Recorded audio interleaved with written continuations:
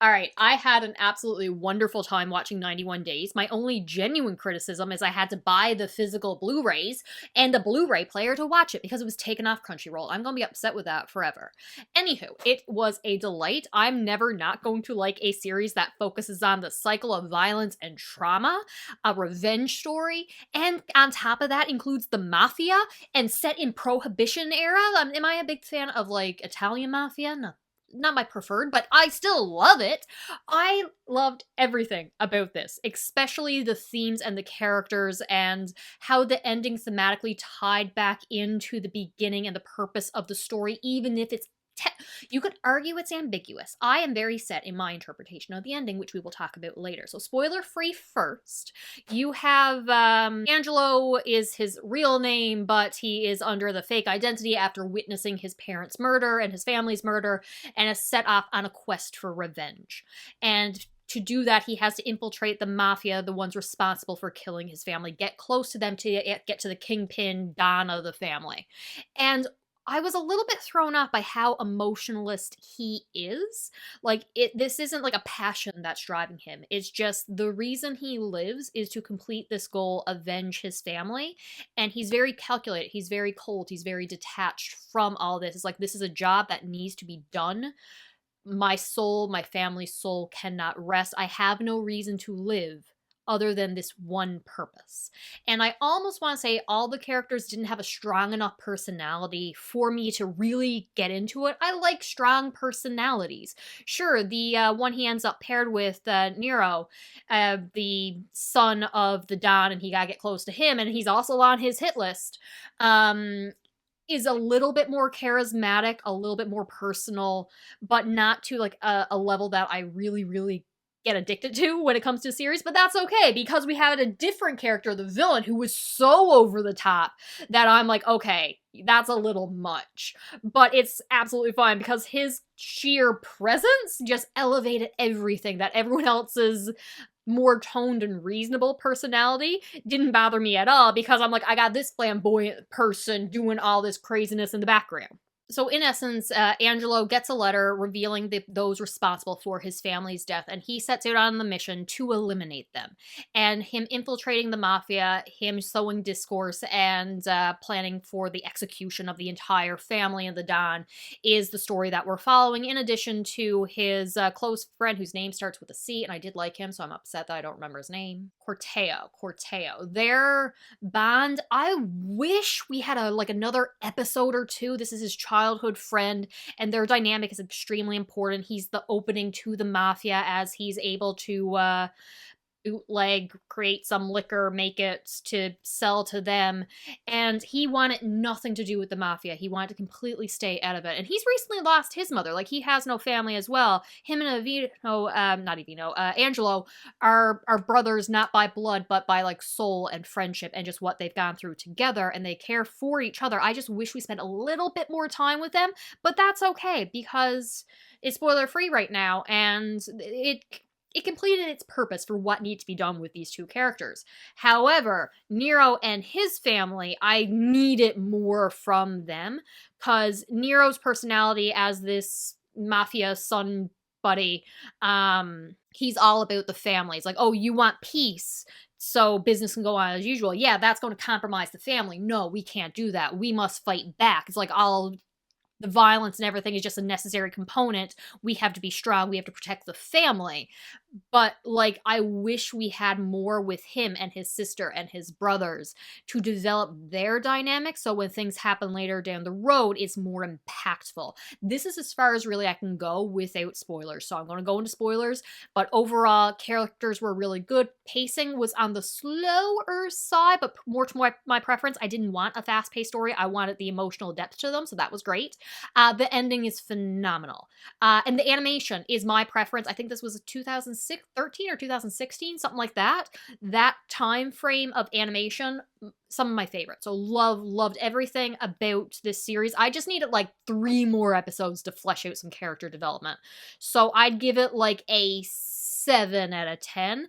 very close to an 8 or 9 out of 10, though. It's like a little bit was changed. Now to spoilers. When I say I need more with Nero and his family, like, we have the elder brother's death as he is marching a character out to be executed, as he is praying for forgiveness, because these mafia people are so, Italian mafia, are so religious. They're talking about going to church and praying before meals, and he is literally praying to God before he executes a man. And then, after shooting this man, he turns around and Angelo's there, tells him the plan about who he is, what his family did to his family, and shoots him dead. And then the fallout from that brother's death didn't really hit me too hard because Nero really didn't interact with him all that much aside from a wedding. Not that big a deal because I had so much fun with the setup and Angelo finally started to take his revenge, getting the people off his hit list. Angelo also realizes that there's a fourth name. The letter supposedly written by a friend of his father's, only listed 3 people named in the killing, so he has to figure out who this fourth one is, and he assumes it's the person who wrote the letter. But he stays close to Nero, and they form a very strong brotherly dynamic. It's like, we are brothers now, even though Nero is on his hit list, and he's using him to get close to his father, to kill him off. And then we have Nero's, I believe, younger brother, and it's... I get it's implied that the younger brother wanted stability in the family. Nero wanted to go more rash and fighting back and protecting the family name specifically, because he doesn't really care or really have that much impact on the family in terms of his siblings, because he shoots his brothers dead thanks to Angelo's manipulation. But I wanted more. I wanted more time with him interacting, especially with his younger brother, see their contrasting personalities, how they want to run the business of the family. I wanted Angelo's manipulation and drawing wedges between the families to be more apparent. I just wanted a little bit more, like an episode, maybe 2 episodes. 1 would have been enough. Just 1 more episode to really hammer in their dynamic. That's all I needed. But the 2 brothers are convinced that the other is going to destroy the family, and it ends with Angelo getting a gun within range of the younger brother, who picks it up, shoots at Nero, who has to pull his own gun to defend himself, shoots him dead, only to realize the gun that Angelo had put in front of him was full of blanks or empty or whatever. Oh, glorious. Perfect. I just wish we had a stronger dynamic between the 2 brothers. That's it. Corteo, sweet, innocent boy, angel, done nothing wrong in his entire life. He gets suckered into the crazy buddy that I mentioned earlier. What's his name? Does it start with a V or an F? Fango. Oh my god, craziness. He is above and beyond. Do you remember okay, I love Baccano. There's a character who busts through a door with like a machine gun. He's in a full white suit going, saying, "Thank you, fuck you, the villain has arrived." He's like so close to giving his vibes. A personality. And I love a strong personality, okay? I don't care how over top it is, so long as you commit to it. And this buddy commits to it. So he ends up betraying / being betrayed by the family that he's working for. So he works with Angelo and them to take them out, to the point that he cooks him into his favorite dish, a lasagna, and feeds him to the henchmen. And it's glorious. He's just so over the top. I love him. So he ends up getting Corteo kind of forced into helping him make the alcohol and feeding information on Nero, because Corteo also knows that when Nero dies, it's going to leave Angelo able to complete his vengeance and leave this corrupt organization. He wants his friend to be safe, to be out of this, for the revenge to be done.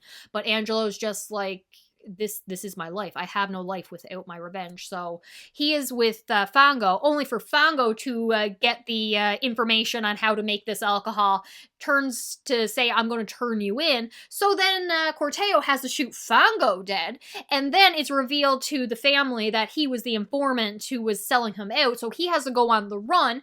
Angelo gets him to safety. He gets him to the place where he had been hiding for 7 years since his family's death, living, gives him an out, and is just like, "You are my brother. I will protect you. Stay here where it's safe.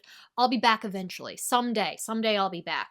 And he knows he won't be. He knows it. And Corteo gets a call saying, "Angelo's in trouble. How far are you willing to go?" He turns himself in, and the only way for Angelo to get his revenge, to stay in the family, to not be accused of trying to kill Nero, to work with his friend Corteo, that the only way is for him to kill his childhood best friend, the only one who genuinely has a strong connection with him that we know that I feel, and he shoots him dead for the sake of his revenge, to stay close to Nero, to be able to execute his revenge. He kills his best friend, the only true family that he has left, because they are brothers, not by blood, but by choice since childhood, and he kills him for the sake of his dead family, for the sake of his revenge. He gives up everything.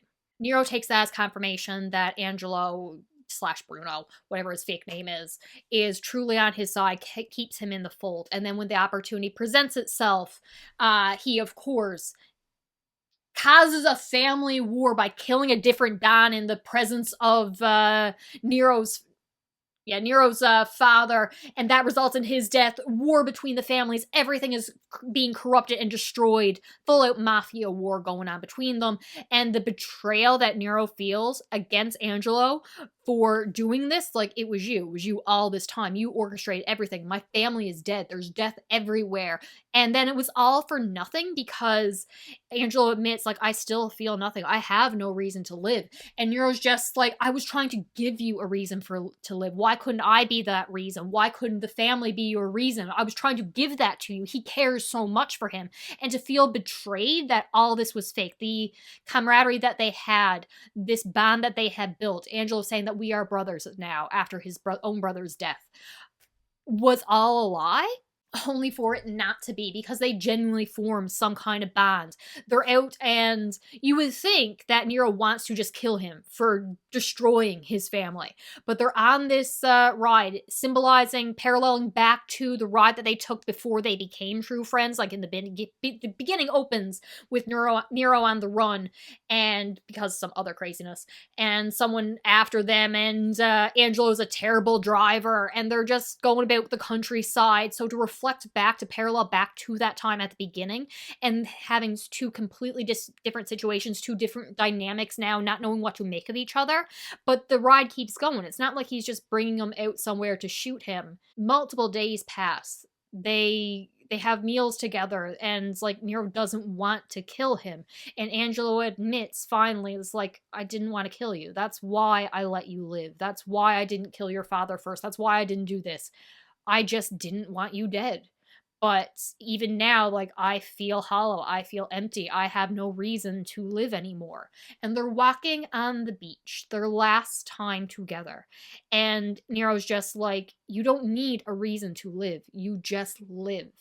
As he is now contemplated, finally, like, he's procrastinated long enough. He has to make a decision on whether or not he is going to kill his best friend now. In the past, Nero had fired a shot, closed his eyes, and missed childhood Angelo, letting him escape. He couldn't bring himself to kill him. It was his first mission. He was scared. This is why he's on the hit list, because he was there when his father was murdered. But Angelo's now walking in front of him. He pulls the gun, and he has the decision again. He can follow his father's advice, his orders from the past, and just kill him. End this. Continue the cycle of violence, because it was this original shot, the destruction of his family, which led to Angelo to come back around to attack and kill all his family. So does he put an end to this with more violence, or does he let him live? We hear the gunshot, and we see footsteps washed on the beach as the waves come in to wash them out. And to me, it's extremely clear that no, Nero chose to let Angelo live, to give him his reason for living, simply to be. You don't need a reason, just live. He probably fired that shot, purposefully missing, to say, okay, we're done here. We're square. I've destroyed you. You've destroyed me. We've rebuilt with each other. Neither one of us wants the other to die. Let's end the cycle of violence here.